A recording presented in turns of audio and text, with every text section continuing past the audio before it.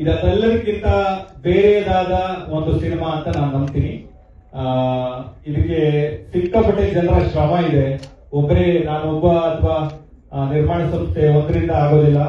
ಸಿಕ್ಕಾಪಟ್ಟೆ ಜನರ ಶ್ರಮ ಇದೆ. ಕಲಾವಿದರು ಕೆಲಸ ಮಾಡಿದ್ದಾರೆ, ಕಾರ್ಮಿಕರು ಕೆಲಸ ಮಾಡಿದ್ದಾರೆ, ಟೆಕ್ನಿಷಿಯನ್ಗಳು ಕೆಲಸ ಮಾಡಿದ್ದಾರೆ. ಅವರೆಲ್ಲರಿಗೂ ಥ್ಯಾಂಕ್ಸ್ ಹೇಳಕ್ ಇಷ್ಟಪಡ್ತೀನಿ.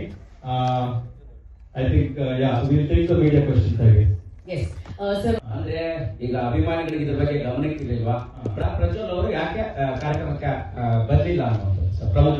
ರಾತ್ರಿವರೆಗೂ ಬರ್ತೀವಿ ಅಂತ ಹೇಳಿದ್ರು. ಅವರ ಅಭಿಮಾನಿಗಳು ಒಂದು 100 ಜನ ಬರ್ತಾರೆ ಅಂತ ಇನ್ಫಾರ್ಮ್ ಮಾಡಿದ್ರು. ಅವ್ರಿಗೆ ಪಾಸು ಅವ್ರಿಗೆ ಬರೋದಕ್ಕೆ ವ್ಯವಸ್ಥೆನೂ ಆಗಿತ್ತು.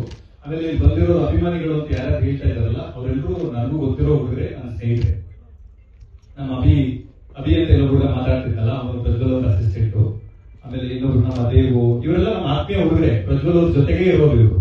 ಸೊ ಅವ್ರು ಯಾಕೆ ಸಡನ್ ಆಗಿ ಬರಬಾರ್ದು ಅಂತ ಡಿಸೈಡ್ ಮಾಡಿದ್ರು ಅಂತ ನನ್ ಪ್ರಾಮಾಣಿಕವಾಗಿ ಗೊತ್ತಿಲ್ಲ. ಅವ್ರದ್ದೊಂದು ಸಣ್ಣ ಡಬ್ಬಿಂಗ್ ಇಶ್ಯೂ ಒಂದಿತ್ತು. ಡಬ್ಬು ಅವ್ರ ವಾಯ್ಸ್ ಸೂಟ್ ಆಗತ್ತಾ ಆಗಲ್ವಾ? ಯಾಕಂದ್ರೆ ಮಂಗಳೂರು ತರದ ಭಾಷೆ ಆಗಿರೋದ್ರಿಂದ 100% ಸೂಟ್ ಆಗಬಹುದಾ ಆಗಲ್ಲ. ಇನ್ನೂ ಸ್ಪೇಸ್ ಇದೆ, ಇನ್ನೂ ಡಬ್ಬಿಂಗ್ ಮಾಡಬೇಕು ನಾವು ಅಂತಾನೆ ಇದೀವಿ. ಇನ್ನು ಬಹಳ ನಮ್ಮ ಡಬ್ಬಿಂಗ್ ಸ್ಟುಡಿಯೋನ ಬ್ಲಾಕ್ ಮಾಡಿ ಇಟ್ಟಿದೀವಿ. ಇನ್ನು 24ಕ್ಕೆ ರಿಲೀಸ್ ಇರೋದ್ರಿಂದ ಒಂದ್ಸತಿ ಎಫರ್ಟ್ ಹಾಕ್ಬಹುದು, ಚೆನ್ನಾಗಿ ಬಂದ್ರೆ ಅದನ್ನ ಇಟ್ಕೊಳ್ಳೋಣ ಅಂತ ಅನ್ನೋದು ಒಂದು ಥಾಟ್ ಇದೆ. ಆದ್ರೆ ಸಡನ್ ಆಗಿ ಈ ತರದ ಇವರೆಲ್ಲ ಗೊತ್ತಿರೋರೆ. ಆಮೇಲೆ ಇವ್ರು ಯಾರು ಬೇರೆಯವರಲ್ಲ, ಇವ್ರು ಯಾರು ನಮ್ಗೆ ಗೊತ್ತಿಲ್ಲದೆ ಇರೋರಲ್ಲ, ಎಲ್ಲಿಂದ ಉದ್ಭವ ಆಗಿರೋರಲ್ಲ, ಗೊತ್ತಿರೋರನ್ನೇ ಈ ತರ ಬಂದು ಮಾಡೋದಕ್ಕೆ ಕಾರಣ ಏನು ಅಂತ ನಮ್ಗೆ ನಿಜವಾಗ್ಲೂ. ಸರ್, ಈಗ ಸಿನಿಮಾ ನೀವು ಆರಂಭದಲ್ಲಿ ಒಂದ್ ರೀತಿ ಕ್ಲಾರಿಟಿ ಕೊಡೋ ಪ್ರಯತ್ನ ಮಾಡ್ತಾರೆ. ಅಂದ್ರೆ ಸಿನಿಮಾದವರ ವಿಚಾರ ಸೌಂಡ್ ಮಾಡಬಾರ್ದು, ಸಿನಿಮಾ ಸೌಂಡ್ ಮಾಡಬೇಕು ಅನ್ನೋದು. ಈ ಕನ್ನಡ ಸಿನಿಮಾ ಇಂಡಸ್ಟ್ರಿ ಈ ಪರಿಸ್ಥಿತಿ, ಈ ರೀತಿಯ ಗೊಂದಲ ಮತ್ತು ಗಲಾಟೆ ಈಗ ಚಿತ್ರತಂಡಕ್ಕೆ ಎಷ್ಟು ಜವಾಬ್ದಾರಿ ಆಗಿದೆ? ಯಾಕಂತಂದ್ರೆ ಅವರ ಅಭಿಮಾನಿಗಳೇ ಮಾಡ್ತಾ ಇರುವಂತದ್ದು, ಮತ್ತೆ ಕಾರ್ಯಕ್ರಮಕ್ಕೂ ಮುಂಚೆನೆ ಅವ್ರಿಗೆ ಗಮನಕ್ಕಿರಲಿಲ್ವಾ? ಹೇಗೆ ಅನ್ನೋದು ಖಂಡಿತವಾಗ್ಲೂ ಇರಲಿಲ್ಲ. ಯಾಕಂದ್ರೆ ಅವರೆಲ್ಲ ಫಂಕ್ಷನ್ ಅಟೆಂಡ್ ಮಾಡಿದ್ವಿ ಅಂತ ಬಂದವರು. ಅವರೆಲ್ಲರೂ ಈ ಟ್ರೈಲರ್ ಎಂಜಾಯ್ ಮಾಡಬೇಕು ಅಥವಾ ಈ ತರದ ಒಂದು ಸಮಾರಂಭ ಸೆಲೆಬ್ರೇಟ್ ಮಾಡಬೇಕು ಅಂತ ಬಂದವರು. ಆಮೇಲೆ ನಾವು ಪ್ರತಿ ಸಲನೂ ಹೇಳ್ಕೊಂಡ್ ಬಂದಿದೀವಿ, ನೋಡಿ ಇದು ಸಿನಿಮಾ ಟೈಟಲ್ ನೋಡಿದ್ರೆ ನಿಮ್ಗೆ ಗೊತ್ತಾಗುತ್ತೆ, ಇದು ಪ್ರಜ್ವಲ್ ಅವ್ರದೇ cinema. Dynamic prince Prajwal Devaraj ಅಂತ ಹೆಸರಿದೆ ಬಿಟ್ರೆ 25, 30, 40 ವರ್ಷದ ಕೆಲಸ ಮಾಡಿರೋ ಶ್ರೀಧರ್ ಸರ್ ಹೆಸರಿಲ್ಲ, ಮಿತ್ರ ಸರ್ ಹೆಸರಿಲ್ಲ, ರಾಜ್ ಶೆಟ್ಟರ್ ಹೆಸರಿಲ್ಲ. ಯಾಕೆ ಅಂತಂದ್ರೆ ಒಂದು ಪ್ರೊಟಾಗನಿಸ್ಟ್, ಒಂದು ಕಥಾನಾಯಕ ಅಂತ ನಾವು ಪಾತ್ರಕ್ಕೆ ಆಯ್ಕೆ ಮಾಡಿ ಮುಂದಕ್ಕೆ ಹೋದ್ಮೇಲೆ ಅದೇ ತರನೇ ಟ್ರಾವೆಲ್ ಮಾಡ್ಬೇಕಾಗತ್ತೆ. ಆದ್ರೆ ಈ ತರದ ಒಂದು ಘಟನೆ ಮಾಡಬೇಕು ಅಂತ ಅನ್ಕೊಂಡೆ ಬಂದಾಗ ಕಾಣಿಸ್ತಿದೆ. ಅದು ಯಾಕೆ ಅಂತ ಅನ್ನೋ ಪ್ರಶ್ನೆ ನನಗೂ ಇದೆ. ನಾನು ಖಂಡಿತವಾಗ್ಲೂ ಇದು ಯಾಕೆ ಆಗಿರ್ಬೋದು ಅಂತ ಕೇಳ್ತೀನಿ. ನಮ್ ಜೊತೆ ಏನೇ ಭಿನ್ನಾಭಿಪ್ರಾಯ ಇದ್ರು ಅದನ್ನ ಕೂತು ಮಾತಾಡೋದಕ್ಕೆ ಒಂದು ಜಾಗ ಅಂತಿರುತ್ತೆ, ಒಂದು ವೇದಿಕೆ ಅಂತಿರುತ್ತೆ. ಒಂದು ಸಮಾರಂಭಕ್ಕೆ ಬಂದು ಯಾಕೆ ಹಿಂಗ್ ಮಾಡ್ತಿದ್ದೀರಾ, ಅಭಿಮಾನಿಗಳ ಕಾಳಜಿ ನಮಗೂ ಅರ್ಥ ಆಗುತ್ತೆ. ನಾನು ಫಸ್ಟ್ ಸಿನಿಮಾ ಅಂಬರೀಶ್ ಅವ್ರ ಜೊತೆ ಮಾಡಿದ್ರು. ನಾನು ಫಸ್ಟ್ ಸಿನಿಮಾ ಡೈರೆಕ್ಟ್ ಮಾಡಿದ್ದು ಅಂಬರೀಶ್ ಅವರು, ಸುದೀಪ್ ಸರ್ ಪ್ರೊಡ್ಯೂಸ್ ಮಾಡಿದ್ರು. ಸುದೀಪ್ ಸರ್ ಜೊತೆ ನಾನು ಒಂದು 10 ವರ್ಷ ಅಸೋಸಿಯೇಟ್ ಡೈರೆಕ್ಟರ್ ಆಗಿ, ಅಸಿಸ್ಟೆಂಟ್ ಡೈರೆಕ್ಟರ್ ಆಗಿ ಕೆಲಸ ಮಾಡಿದ್ದೀನಿ. ಇಲ್ಲಿರುವ ಪ್ರತಿ ಮೀಡಿಯಾದವರು, ಪ್ರತಿ ಮಾಧ್ಯಮ ಮಿತ್ರರು, ಪ್ರತಿ ಟೆಕ್ನಿಷಿಯನ್ಸ್ ಯಾರಿದ್ದಾರೆ ನನಗೆ 1 to 1 ಪರಿಚಯ ಇದ್ದಾರೆ. ನೀವೆಲ್ಲರೂ ನನ್ನ ಸಹಾಯಕ ನಿರ್ದೇಶಕನಿಂದ ನಿರ್ದೇಶಕನಾಗೋವರೆಗೂ, ಅಂಬಿನಿಂಗ್ ವಯಸ್ಸಾಯ್ತು ಮಾಡೋವರೆಗೂ ನನ್ನ ನೋಡಿದ್ದೀರಾ. ಆದ್ರೆ ಈ ತರ ಘಟನೆ ನಾನು ಎಲ್ಲೂ ನೋಡಿಲ್ಲ. ಹಾಗಾಗಿ ನನಗೂ ಒಂದು ಹೊಸ ಅನುಭವ ಇದು. ಅಭಿ ಯಾಕಪ್ಪ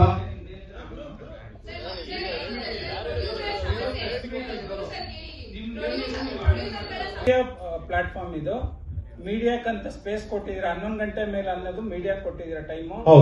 ಮೀಡಿಯಾ ಇಟ್ಕೊಳ್ಳಿ, ನೀವು ಮಿಗ್ದೇನೆಲ್ಲ ಕಳಿಸ್ಕೊಳ್ಳಿ, ಅಥವಾ ನೀವು ಸೈಲೆಂಟ್ ಆಗಿರಕ್ಕೆ ಹೇಳಿ. ಇಲ್ಲ ಹೇಳ ಆಮೇಲೆ ಅವರೆಲ್ಲ ಬಿಡಿ, ನಿಮ್ದವ್ರದ್ದು ಏನಾರ ಆಮೇಲೆ ಮಾತಾಡ್ಕೊಳ್ಳಿ. ಈಗ ಮೀಡಿಯಾ ಸ್ಪೇಸ್, ಮೀಡಿಯಾ ಜೊತೆ ಕಾಂಟ್ಯಾಕ್ಟ್ ಮಾಡಿ. ಈಗ ಓಕೆ ನಡೀರಿ. ಅಲ್ಲ, ಯಾವುದೇ ಹೀರೋ ಅಥವಾ ಆರ್ಟಿಸ್ಟ್, ಓಕೆ, ಈಗ ಯಾವುದೇ ಹೀರೋಯಿನ್ ಅಥವಾ ಆರ್ಟಿಸ್ಟ್ ಯಾರೇ ಬರ್ಲಿಲ್ಲ ಅಂದ್ರು ಮೇನ್ ರೀಸನ್ ಇರುತ್ತೆ, ಅವ್ರಿಗೆ ಪೇಮೆಂಟ್ ಸೆಟ್ಲ್ ಆಗಿರಲ್ಲ ಅನ್ನೋದು ಒಂದು ಮೇನ್ ರೀಸನ್ ಇರುತ್ತೆ. ಅವ್ರ ಪ್ರಮೋಷನ್ ಬರ್ತಿಲ್ಲ, ಡಬ್ಬಿಂಗ್ ಮಾಡ್ತಿಲ್ಲ ಅಂತಂದ್ರೆ ಅವ್ರಿಗೆ ಪೇಮೆಂಟ್ ಕ್ಲಿಯರ್ ಆಗಿರಲ್ಲ ಅನ್ನೋದು ಒಂದು ಇಶ್ಯೂ ಇರುತ್ತೆ. ಅಥವಾ ಶೂಟಿಂಗ್ ಸೆಟ್ ಅಲ್ಲೋ ಅಥವಾ ನಿಮ್ಮ ಇಂಟರ್ನಲ್ ಏನಾದ್ರೂ ಪ್ರಾಬ್ಲಮ್ ಆಗಿರುತ್ತೆ ಅನ್ನೋದು ಎರಡೇ ಇಶ್ಯೂ ಮೇಜರ್ ಆಗಿರುತ್ತೆ. ಇಲ್ಲ, ಇದಕ್ಕೆ ಉತ್ತರ ಕೊಟ್ಬಿಡ್ತೀನಿ. ಪೇಮೆಂಟ್ ಸೆಟ್ಲ್ ಆಗಿಲ್ಲ ಅನ್ನೋ ಇಶ್ಯೂ ಇದೆ. ಪ್ರಜ್ವಲ್ ಅವ್ರಿಗೆ 1,25,00,000 ಮಾತಾಡಿದ್ವಿ, 1 crore ಕೊಟ್ಟಿದ್ವಿ, ಇನ್ನೂ 25 lakhs ಬ್ಯಾಲೆನ್ಸ್ ಇದೆ. ಅದನ್ನ ಕೊಡ್ತೀವಿ ಅಂತ ಮಾತಾಡ್ಕೊಂಡಿದೀವಿ. ಅವರು ಸರಿ ಅಂತ ಒಪ್ಕೊಂಡಿದ್ದಾರೆ. ಆಯ್ತಾ? ಅದಾದ್ಮೇಲೆ ಈ ಹೊಸ ಇಶ್ಯೂ ಯಾಕೆ ರೈಸ್ ಆಗಿದೆ ಅಂತ, ಅಥವಾ ಇವ್ರಿಗೇನಾದ್ರೂ ಅವ್ರ ಜೊತೆ ಸಮಸ್ಯೆ ಇದೆಯಾ ಅಥವಾ ನಮ್ಮ ಜೊತೆ ನಾನು ಸಮಸ್ಯೆ ಅದ್ರ ಬಗ್ಗೆ ಕೇಳ್ತಾ ಇಲ್ಲ, ಫ್ಯಾನ್ಸ್ ಬಗ್ಗೆ ಕೇಳ್ತಾ ಇಲ್ಲ. ನಿಮ್ಮ ಪ್ರಜ್ವಲ್ ಮತ್ತೆ ನಿಮ್ಮ ಸಿನಿಮಾ ಬಗ್ಗೆ ಅಷ್ಟೇ ಮಾತಾಡ್ತೀನಿ. ಯಾಕೆ ಅಂತಂದ್ರೆ ನೀವು ಇದ್ರ ಹಿಂದೆ ಬಿಟ್ಟಿರೋ ಒಂದು ಮುದ್ದುಗುಮ್ಮ ಸಾಂಗ್ ಅಲ್ಲೂ ಕೂಡ ಅವರ ವಾಯ್ಸ್ ಇರ್ಲಿಲ್ಲ. ಹೌದು ಹೌದು. ಈಗ ನೀವು ಯಾವ್ದೇ ಕಂಟೆಂಟ್ ಬಿಟ್ರು ಕೂಡ ಅವ್ರ ವಾಯ್ಸ್ ಇಲ್ಲ. ಹೌದು. ಯಾವ್ದೇ ಒಂದು ಸಿನಿಮಾಕ್ಕೆ ಡಬ್ ಮಾಡಿಲ್ಲ ಅಂತಂದಾಗ ಅದು ಕ್ವಶನ್ ರೈಸ್ ಆಗೇ ಆಗುತ್ತೆ. ಬರೀ ಅವ್ರ ಫ್ಯಾನ್ಸ್ ಅಲ್ಲ, ಆಡಿಯನ್ಸ್ಗೂ ಕೂಡ ಅವ್ರ ಪರ್ಟಿಕ್ಯುಲರ್ ಆರ್ಟಿಸ್ಟ್ ವಾಯ್ಸ್ ಇರ್ಲೇಬೇಕಾಗುತ್ತೆ. ಸೊ ಅದನ್ನ ನೀವು ಫುಲ್ಫಿಲ್ ಮಾಡೋದಕ್ಕೆ ಏನು ಪ್ಲಾನ್ ಮಾಡ್ಕೊಂಡಿದ್ರ ಅದನ್ನ ಹೇಳಿ. ನಾವು ಈ ಟ್ರೈಲರ್ ಆದ್ಮೇಲೆ ಅವ್ರ ಹತ್ರ ಹೋಗಿ, ನಾವು ಆಲ್ರೆಡಿ ವಿಷಯ ಏನ್ ಹೇಳಿದೀನಿ ಅಂತ ಕಮ್ಯುನಿಕೇಟ್ ಮಾಡಿ, ಟ್ರೈಲರ್ ಆದ್ಮೇಲೆ ಅವ್ರ ಹತ್ರ ಹೋಗಿ ಡಬ್ ಮಾಡಿ ಉಳಿದಿರೋದು ಏನಿದೆ ನಾವು 4 ಗೋಡೆ ನಡುವೆ ಕೂತು ಮಾತಾಡಿ ಬಗೆಹರಿಸ್ಕೊಳ್ಳೋಣ ಅಂತ ಅವ್ರಿಗೆ ಮಾತಾಡಿದ್ವಿ. ಇದು ಕಮ್ಯುನಿಕೇಟ್ ಆಗಿದೆ. ಆದ್ರೆ ಅದಾದ್ಮೇಲೆ ಅವ್ರ ಕಡೆಯಿಂದ ಯಾವುದೇ ಉತ್ತರ ಬರಲಿಲ್ಲ. ಈಗ ಇನ್ನೊಂದು ಹಿಂದೆ ಓಡಾಡ್ತಾ ಇರೋ ವಿಷಯ ಏನಂತ, ರಾಜ್ ಬಿ ಶೆಟ್ರು ಒಂದ್ ಹಂತ ಆದ್ಮೇಲೆ ಬಂದ್ರು. ಅದೇನಾದ್ರೂ ಅವ್ರಿಗೆ ಇರಸ್ಮುರ್ಸ್ ಆಗಿದ್ಯಾ? ಖಂಡಿತವಾಗ್ಲೂ ಇಲ್ವಲ್ಲ. ಅದು ಕಥೆಯಲ್ಲೇ ಮಹಾವೀರ ಅನ್ನುವ ಪಾತ್ರ ಇದೆ. ಈ ಪಾತ್ರನ ಯಾರಾದ್ರೂ ವೆಲ್ ನೋನ್ ಆಕ್ಟರ್, ಪಾತ್ರಕ್ಕೆ ಸೂಟ್ ಆಗುವಂತವ್ರು, ಯಾರಾದ್ರೂ ತುಂಬಾ ಸ್ಟೇಜರ್ ಇರುವಂತವ್ರು, ಕರಾವಳಿ ಭಾಗದವರು ಮಾಡಬೇಕು ಅಂತ ಮೊದಲಿಂದನೂ ಐಡಿಯಾ ಇತ್ತು. ಅದ ಅವಾಗ್ಲೂ ಇತ್ತು, ಇವಾಗ್ಲೂ ಇದೆ. ನಮ್ಮ ಪುಣ್ಯಕ್ಕೆ ಅವ್ರು ಬಂದ್ರು, ಒಪ್ಕೊಂಡು ಬಂದ್ರು. ಸೊ ಅದ್ರಲ್ಲಿ ಏನು ಕನ್ಫ್ಯೂಷನ್ ಇಲ್ವಲ್ಲ. ಈ ಕ್ವಶನ್ ಅವ್ರ ಎದುರಿಗೆ ಯಾಕೆ ಕೇಳ್ತೇನಂದ್ರೆ, ಇದು ಶುರುವಾದಾಗ ಪ್ರಜ್ವಲ್ ದೇವರಾಜ್ ಅನ್ನೋ ಸಿನಿಮಾ ಅಂತ ಅಷ್ಟೇ ಆಗಿದ್ರಿಂದ ಒಂದಂತ ಆದ್ಮೇಲೆ ಅವ್ರು ಬಂದಿದ್ರಿಂದ ಆತರ ಏನಾದ್ರು ಇರ್ಸ್ಮೂರ್ಸ್ ಆಯ್ತಾ? ಖಂಡಿತವಾಗ್ಲೂ ಇಲ್ಲ. ಇರ್ಸ್ಮೂರ್ಸ್ ಆಗುವಂತದ್ದು ಟ್ರೈಲರ್ ಲಾಗ್ಲಿ ಇಡೀ ಕಥೆಯಲ್ಲಾಗ್ಲಿ ಏನೂ ಇಲ್ಲ. ಇದು ಇರ್ಸ್ಮೂರ್ಸು ಆಗುವಂತ ಪ್ರಶ್ನೆ ಎದುರು ಬರಲ್ಲ. ನೀವು ಅವ್ರಿಗೆ ಮುಂಚೆನೆ ಹೇಳಿದ್ರ ಇವ್ರು ಇದಾರೆ ಅಂತ? ಬೇರೆ ಯಾರು ಬೇಕಾದ್ರೂ ಬರ್ಬೋದು ಅಂತ ಹೇಳಿ, ಯಾವ ದೊಡ್ಡ ಕಲಾವಿದ್ರು ಬೇಕಾದ್ರೂ ಈ ಪಾತ್ರ ಮಾಡಬಹುದು ಅಂತ ಮುಂಚೆನೆ ಅವರು ಅಪ್ಡೇಟ್ ಮಾಡಿದ್ರು. ಸರ್, ಈಗ ಡಬ್ಬಿಂಗ್ ವಿಚಾರವಾಗಿ ಗುರು ಸರ್, ಡಬ್ಬಿಂಗ್ ವಿಚಾರವಾಗಿ ಪ್ರಜ್ವಲ್ ಅವ್ರಿಗೆ ಈ ಸಿನಿಮಾ ಶುರುವಾದಾಗ ಏನಾದ್ರು ಮಾತುಕತೆ ಆಗಿತ್ತಾ, ಅಥವಾ ಈಗ ರಾಜ್ ಬಿ ಶೆಟ್ಟಿ ಎಂಟರ್ ಆದ್ಮೇಲೆ ಈ ರೀತಿ ಸಮಸ್ಯೆ ಏನಾದ್ರು ಉದ್ಭವ ಆಯ್ತಾ? ಇಲ್ಲ ಇಲ್ಲ, ಖಂಡಿತವಾಗ್ಲೂ ಸರ್ ನಿಮ್ಮ ಬಗ್ಗೆ ವಿವಾದ ಇಲ್ಲ, ಖಂಡಿತ ನಿಮ್ ಬಗ್ಗೆ ನಮ್ಗೆ ಗೊತ್ತಿದೆ. ಆ ರೀತಿ ಅಲ್ಲ, ಅಂದ್ರೆ ಈಗ ಒಬ್ಬ ಆರ್ಟಿಸ್ಟ್ ಆಗಿ ಗುರು ಸರ್ ದಯವಿಟ್ಟು ಅದು ಕ್ಲಾರಿಟಿ ಹೇಳಿ. ಖಂಡಿತವಾಗ್ಲೂ ಇಲ್ಲ, ಯಾಕಂದ್ರೆ ಅವ್ರಿಗೆ ಮುಂಚಿತವಾಗ್ಲೂ ಗೊತ್ತಿತ್ತು. ಪ್ರಜ್ವಲ್ ಅವರು ಬಹಳ ಕ್ಲಾರಿಟಿಯಾಗಿ ಹೇಳಿದ್ವಿ, ಈ ಪಾತ್ರನ ಯಾರಾದ್ರೂ ಒಂದು ಬಹಳ ಯೂನಿಕ್ ಸ್ಟೇಜ್ ಇರೋರು ಮಾಡಬೇಕು. ಅವ್ರು ನೋಡಿದ್ರೆ ಕಮಲ ಪ್ರಪಂಚದವರು ಅಂತ ಅನ್ನಿಸ್ಬೇಕು, ಅವ್ರ ತರದವರೇ ಮಾಡಬೇಕು ಅಂತ ಮಾತಾಡಿದ್ವಾಗ ಅದ್ರ ಬಗ್ಗೆ ಏನು ಕನ್ಫ್ಯೂಷನ್ ಇಲ್ಲ. ಮತ್ತೆ ಎಕ್ಸಾಕ್ಟ್ ಆಗಿ ಏನ್ ಸರ್ ಪ್ರಾಬ್ಲಮ್ ಆಗ್ತಾ ಇರೋದು ಅವ್ರಿಗೆ? ಈಗ ನೀವು ಕನ್ವೆ ಕೂಡ ಮಾಡಿದಿರಿ, ಸೊ ಡಬ್ಬಿಂಗ್ ಕೂಡ ಬೇರೆಯನ್ನ ನಾನು ಕನ್ವೆ ಆಗೋಣ ಮಾಡ್ತೀನಿ ಅಂತಾನು ಕೂಡ ಅವ್ರ ಗಮನಕ್ಕಿದೆ. ಸೊ ಹಾಗಾದ್ರೂ ಕೂಡ ಯಾಕೆ ಈ ರೀತಿ ಸಮಸ್ಯೆ? ಮತ್ತೆ ಈಗ ಈ ಇವೆಂಟ್ಗೂ ಮುಂಚೆ ಯಾವಾಗ ಮಾತಾಡಿದ್ರಿ, ಅವರಿಂದ ಏನ್ ಉತ್ತರ ಬಂತು? ಇಲ್ಲ, ಈ ಇವೆಂಟ್ ಮುಂಚೆ ಒಂದು ಹೆಚ್ಚು ಕಡಿಮೆ 1.5-2 ತಿಂಗಳಿಂದ ಅವ್ರನ್ನ ರೀಚ್ ಆಗಿ ಟ್ರೈ ಮಾಡ್ತಾ ಇದ್ವಿ. ಅವರು ಶೂಟಿಂಗ್ ಅಲ್ಲಿ ಇದಾರೆ, ಬಿಸಿ ಇದಾರೆ, ಸಿಗ್ತಾರೆ ಅಂತ ನಮಗೆ ಕಮ್ಯುನಿಕೇಟ್ ಆಗ್ತಾ ಇದೆ. ಆಯ್ತಾ? ಆದ್ರೆ ನಾನು ಈ ಸಿನಿಮಾಗೆ ನಿರ್ದೇಶಕನೂ ಹೌದು, ನಿರ್ಮಾಪಕನೂ ಹೌದು. ಹಾಗಾಗಿ ನಾನು ನನ್ನ ಕೆಲಸಗಳಲ್ಲಿ ಬಿಸಿ ಇದ್ದೀನಿ. ಇದನ್ನ ಕಮ್ಯುನಿಕೇಟ್ ಮಾಡೋದಕ್ಕೆ ನನ್ನ ಟೀಮ್ ಇದೆ. ಅವ್ರು ಕಮ್ಯುನಿಕೇಟ್ ಮಾಡ್ತಾ ಇದ್ದಾರೆ, ಅವ್ರು ಬಿಸಿ ಇದ್ದಾರೆ, ಸಿಗ್ತಾರೆ, ಹೇಳ್ತಾರೆ ಅಂತ ಅವರ ಮ್ಯಾನೇಜರ್ ನಮ್ಗೆ ಕಮ್ಯುನಿಕೇಟ್ ಮಾಡ್ತಾ ಇದ್ರು. ಆದ್ರೆ ಈ ಸಮಸ್ಯೆ ನಿನ್ನೆ ರಾತ್ರಿವರೆಗೂ ಇರಲಿಲ್ಲ. ಓಕೆ, ಅಲ್ಲ ಪ್ರಜ್ವಲ್ ಅವ್ರ ಜೊತೆಗೆ ನೀವು ನೇರವಾಗಿ ಮಾತಾಡಿದ್ದೀರಾ? ನಾನು ಮಾತಾಡಿ 1-2 ತಿಂಗಳಾಗಿತ್ತು. ಏನ್ ಕಾರಣ ಸರ್ ಅಲ್ಲಿಂದ ಇಷ್ಟು ಗ್ಯಾಪ್ ಆದ್ರೂ? ನನ್ನ ಎಲ್ಲಾ ಮೆಸೇಜ್ಗಳಿಗೂ ಎಲ್ಲಾ ಫೋನ್ಗಳಿಗೂ ಅವ್ರದ್ದು ರೆಸ್ಪಾನ್ಸ್ ಮಾಡ್ತಾ ಇಲ್ಲ. ಏನಾದ್ರೂ ಸಮಸ್ಯೆ ಇದ್ರೆ ಮಾತಾಡಿ ಅದನ್ನ ಸರಿ ಮಾಡ್ಕೊಳ್ಳೋಣ ಅಂತ ಬಹಳ ಸಾರಿ ಪ್ರಯತ್ನ ಪಟ್ಟಾಗ್ಲೂ ಅವರು ಫೋನ್ಗೆ ಸಿಗ್ತಾ ಇಲ್ಲ. ಉದ್ದೇಶಪೂರ್ವಕ ಆಗಿದೆ ಅನ್ಸುತ್ತೆ ಸರ್ ನಿಮ್ಗೆ ಇವತ್ತಿನ ಈ ಬೆಳವಣಿಗೆ ನೋಡಿದ್ರೆ? ಉದ್ದೇಶಪೂರ್ವಕವಾಗಿ ಆಗಿದೆ ಅಂತ ಅನ್ಸ್ತಾ ಇದೆ. ಇರ್ಬೋದು. ಯಾಕೆ ಅಂತಂದ್ರೆ ಇವರೆಲ್ಲರೂ ಗೊತ್ತಿರೋರೆ, ಅವ್ರ ಜೊತೆಗಿರೋರೆ. ಬೆಳಿಗ್ಗೆ ಇದ್ರೆ ಅವ್ರ ಅಕ್ಕಪಕ್ಕ ಇರೋ ಹುಡುಗರೆ. ಆಮೇಲೆ ನನ್ಗೇನು ಇವ್ರು ಅವ್ರು ಹೊಸಬರಲ್ಲ ಸರ್. ಇವ್ರ ಫಂಕ್ಷನ್ ಬರ್ತೀವಿ, ಸಂಭ್ರಮ ಸೆಲೆಬ್ರೇಟ್ ಮಾಡೋಣ ಅಂತನೋ ಒಂದು ಆಂಗಲ್ ಅಲ್ಲಿ ಬಂದವರು ಸರ್. ಇದೇನು ಸರ್ ಇಲ್ಲಿ ಇಲ್ಲ ನೋಡಿದ್ರು, ಸಿನಿಮಾ ನೋಡಿದ್ರು. ಡಬ್ಬಿಂಗ್ ಮುಂಚೆ ಪೋಸ್ಟ್ ಪ್ರೊಡಕ್ಷನ್ ಶುರುವಾಗ ಮುಂಚೆ ಫುಲ್ ಫಿಲ್ಮ್ ನೋಡಿದ್ರು. ಹಿ like it. He said it will be the best film of my life. ನನ್ನ ಜೀವನದಲ್ಲಿ ಒಂದು ಅದ್ಭುತ ಕಥೆ ಇದು, ನನ್ನ ಜೀವನದಲ್ಲಿ ಒಂದು ಲ್ಯಾಂಡ್ ಮಾರ್ಕ್ ಫಿಲ್ಮ್ ಆಗುತ್ತೆ ಗುರು. ಐ ಆಮ್ ಸೋ ಹ್ಯಾಪಿ ಅಂತ ನಮ್ಮ ಆಫೀಸಿಗೆ ಬಂದು ನಮ್ಮ ಹತ್ರ ಒಂದು ಬೆಳಗಿನ ಜಾವ 2 ಗಂಟೆವರೆಗೂ ನಮ್ಮ ಆಫೀಸಲ್ಲಿ ಇದ್ರು, ಮಾತಾಡಿದ್ರು. Is basically very happy about the film. Sir ಈಚೆ ಸೈಡ್ ಸರ್ ಇಲ್ಲಿ ಸರ್ ಗುರು ಸರ್ ಇಲ್ಲಿ ಡಿಲೇ ಆಗಕ್ಕೆ ಪ್ರಜ್ವಲ್ ಅವರೇ ಕಾರಣನ ಹೇಗೆ ಅಂತ? ಖಂಡಿತವಾಗ್ಲೂ ಇಲ್ಲ. ಯಾಕಂದ್ರೆ ಯಾವತ್ತೋ ಕರಾವಳಿ ಬರ್ಬೇಕಿತ್ತು, ಸಾಕಷ್ಟು ಬಾರಿ ರಿಲೀಸ್ ಡೇಟ್ ಅನೌನ್ಸ್ ಮಾಡ್ತೀನಿ ಅಂತಿದ್ವಿ. ಇಲ್ಲ, ರಿಲೀಸ್ ಡೇಟ್ ನಾವು ಫಸ್ಟ್ ಒಂದೇ ಅನೌನ್ಸ್ ಮಾಡಿದೀವಿ, ಅದೇ ಡೇಟ್ಗೆ ಸ್ಟಿಕ್ ಆನ್ ಆಗ್ತಾ ಇದೀವಿ. ಡಿಲೇ ಆಗೋದಕ್ಕೆ ಖಂಡಿತವಾಗ್ಲೂ ಅವ್ರ ಕಾರಣ ಅಲ್ಲ. ಡಿಲೇ ಆಗೋದಕ್ಕೆ 100 ಕಾರಣ ಇದೆ. ಏನು ಅಂತಂದ್ರೆ, ಒಂದು ಈ ತರದ ಒಂದು ಬ್ಯಾಕ್ ಡ್ರಾಪ್ ಇರೋ ಫಿಲ್ಮ್, ಐ ಆಮ್ ಶೋರ್ ನಿಮ್ಗೆ ಟ್ರೇಲರ್ ನೋಡಿದಾಗ ನಿಮ್ಗೆ ಗೊತ್ತಾಗುತ್ತೆ ಯಾಕೆ ಅಂತಂದ್ರೆ ಇದರಲ್ಲಿ ನೂರಾರು ಕೋಣಗಳಿದ್ದಾವೆ, ಕಂಬಳಗಳಿದ್ದಾವೆ, ಜನ ಇದ್ದಾರೆ, ಪ್ರತಿ ಫ್ರೇಮ್ ಅಲ್ಲೂ ಎಷ್ಟು ಎಫರ್ಟ್ ಇದೆ ಅಂತ ಐ ಶೋರ್ ನಿಮ್ಗೆಲ್ಲ ಕಾಣಿಸ್ತಿದೆ.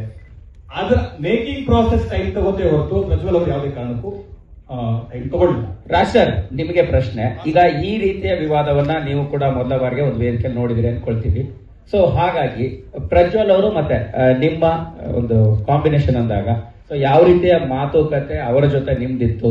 ಸೊ ಸಿನಿಮಾ ಮಾಡುವ ಹಂತದಲ್ಲಿ ಯಾವ ರೀತಿ ಒಂದು ಪ್ರೊಸೀಜರ್ ನಿಮ್ಗೆ ನೆನಪಾಗ್ತಿದೆ ಅನ್ನೋಂಥದ್ದು, ಮತ್ತೆ ಏನಾದ್ರು ಮನಸ್ತಾಪದ ಪರಿಸ್ಥಿತಿಗಳು ಕಾಣಿಸ್ತಾ ಅಂತ? ಸರ್, ನನಗೆ ಅಂದ್ರೆ ಇದ್ರಲ್ಲಿ ನಾನೊಂದು ಕ್ಯಾಮಿಯೋ ಪ್ಲೇ ಮಾಡ್ತಾ ಇದ್ದೀನಿ, ಒಂದು ಇಂಪಾರ್ಟೆಂಟ್ ರೋಲ್. ಅಂಡ್ ಇದ್ರ ಪೋಸ್ಟರ್ ಇಂದ ಹಿಡಿದು ಇದರಲ್ಲಿರುವಂತ ಟೈಟಲ್ ಇಂದ ಹಿಡಿದು ಎಲ್ಲದೂ ಕೂಡ ಅವ್ರ ಹೆಸರಲ್ಲಿರೋದು. ಅಂಡ್ ನನಗೆ ಅದು ಗೊತ್ತಿತ್ತು ಕೂಡ. ಅಂಡ್ ಈ ಸಿನಿಮಾ ಮಾಡಿದ್ಮೇಲೆ ಅಂದ್ರೆ ನೀವು ಒಂದು ಆದ ಪ್ರಶ್ನೆ ಕೇಳಿದ್ರೆ ಅಂದ್ರೆ ನಾ ಬಂದ್ಮೇಲೆ ಇದು ಸುಮರ್ಸ್ ಆಯ್ತಾ ಅಂತ. ಅಂಡ್ ನಾನು ಇವರ ಮೊದಲ ಚಾಯ್ಸ್ ಆಗಿರ್ಲಿಲ್ಲ, ನನಗಿಂತ ದೊಡ್ಡ ನಟರು ಇವರ ಮೊದಲ ಚಾಯ್ಸ್ ಆಗಿತ್ತು. ಬಟ್ ಬೇರೆ ಬೇರೆ ಕಾರಣಗಳಿಂದ ಅವ್ರು ಆಗದೇ ಇದ್ದ ಕಾರಣಕ್ಕೆ ಕೊನೆಗೆ ನಾನು ಬಂದಿದ್ದು. ಹಾಗಾಗಿ ಆ ರೋಲ್ ಮೊದಲಿಂದ ಇತ್ತು. ಇಟ್ಸ್ ನಾಟ್ ದಟ್ ಅದೊಂದು ಪಾತ್ರ, ಅದು ಬರವಣಿಗೆಯಲ್ಲೇ ಆ ಒಂದು ಪಾತ್ರ ಇದೆ. ನನಗೆ ಏನ್ ಸರ್, ನಾನು ಇಲ್ಲಿ ಕಾಂಪಿಟೇಷನ್ ಮಾಡಕ್ ಬಂದಿಲ್ಲ ಸರ್, ಯಾರ ಜೊತೆನೂ ಕಾಂಪಿಟೇಷನ್ ಇಲ್ಲ. ನಾವು ಸಿನಿಮಾ ಮಾಡ್ತಾ ಇದ್ವಿ. ಅಂಡ್ ನಾನು ಟೆಕ್ನಿಷಿಯನ್ ಫಸ್ಟ್.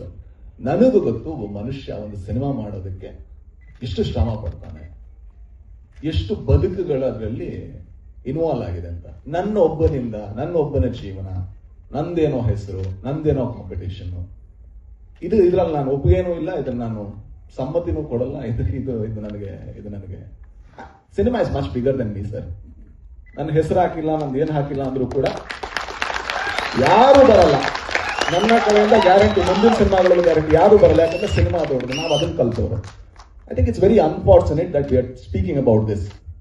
ಒಬ್ಬ ಕುಂದಾಪುರದಿಂದ 9ನೇ ಕ್ಲಾಸಲ್ಲಿ ಮನೆ ಬಿಟ್ಟು ಓಡ್ ಬಂದು ಇವತ್ತೊಂದು ಇಷ್ಟು ದೊಡ್ಡ ಸಿನಿಮಾ ಮಾಡಿ, and we are speaking about ಅದರ ಕ್ವಾಲಿಟಿ. ನೋಡಿ ಸರ್, ಇಡೀ ಇಂಡಿಯಾ ನೋಡುವಂತ ಒಂದು ಸಿನಿಮಾ ಮಾಡಿ ನಾವು ಮಾತಾಡ್ತಾ ಇರುವಂತ ಇಷ್ಟು ಇದಾಗಿದೆ ಅನ್ನೋದಿದೆಯಲ್ಲ, ಇಟ್ಸ್ ಸೋ ಸ್ಯಾಡ್. ಅವ್ರ ಹತ್ರ ಅವ್ರೇನಾದ್ರು ಸಿಟ್ಟಿಲ್ಲ ಅಂದ್ರೆ ನಾನು ಒಂದ್ಸಲ ಕುತ್ಕೊಂಡು ಹೋಗಿದ್ದೆ ಮಾತಾಡಬೇಕು ಅಂದ್ರೆ ಮನುಷ್ಯರ ತರ ಮಾತಾಡಿದ್ರೆ ಮಾತ್ರ. ಮನುಷ್ಯತ್ವ ಇಂಪಾರ್ಟೆಂಟ್.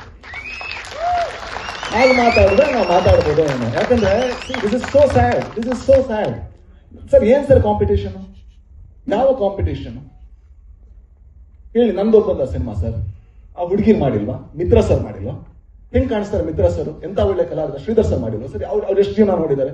ಏನ್ ಸರ್ ಅವ್ರಿಗೆಂತ ದೊಡ್ಡ ಕಲಾವಿದನ ಸರ್ ನಾನು? ಅವ್ರದ್ದು ಹೆಸರಿದೆಯಾ ಸರ್ ಪೋಸ್ಟರ್ ಅಲ್ಲಿ? This is so unfortunate sir. This is ತುಂಬಾ ಜನ ಕೇಳ್ತೀವಲ್ವಾ, ಯಾಕೆ ನಮ್ಮ ಇಂಡಸ್ಟ್ರಿ ಉದ್ಧಾರ ಆಗಲ್ಲ ಅಂತ. ಒಂದು ಕಾರಣ ಇದು ಕೂಡ. ಯಾಕಂದ್ರೆ ನಾವು ಕೊಲಾಬರೇಷನ್ ಅಲ್ಲಿ ಇಲ್ಲ ಸರ್. ನನಗೆ ಈ ಸಿನಿಮಾದಲ್ಲಿ ಪ್ರಜ್ವಲ್ ದೇವರಾಜ್ಗೆ ದೊಡ್ಡ ಹೆಸರು ಬಂದ್ರೆ ನಾನು ಬಹಳ ಖುಷಿ ಸರ್. ಕನ್ನಡಕ್ಕೆ ಇನ್ನೊಬ್ಬ ನಟ, ಮತ್ತೊಬ್ಬ ಇನ್ನೂ ದೊಡ್ಡ ಸ್ಟಾರ್ ಆಗಿ ಬೆಳೆದ. ಮಿತ್ರ ಸರ್ಗೆ ಏನಾದ್ರೂ ಹೆಸರು ಬಂದ್ರೆ I am so proud, I am so happy. ಯಾಕಂದ್ರೆ ಆ ಕಲಾವಿದ ಡಿಸರ್ವ್ ಮಾಡ್ತಾನೆ. ಅವ್ರ ಹತ್ರ ಕಿತ್ಕೊಂಡು ನಾನು ಏನ್ ಸರ್ಗೆ ಸರ್, ನನಗೆ ಈ ಸಿನಿಮಾದಲ್ಲಾಗ್ಲಿ ಮುಂದೇನೋ ಹಿಂದೇನೋ ಮಾಡಿದ್ದೀನಿ. ನಾನು ಖಳನಾಯಕನಾಗೂ ಮಾಡಿದ್ದೀನಿ.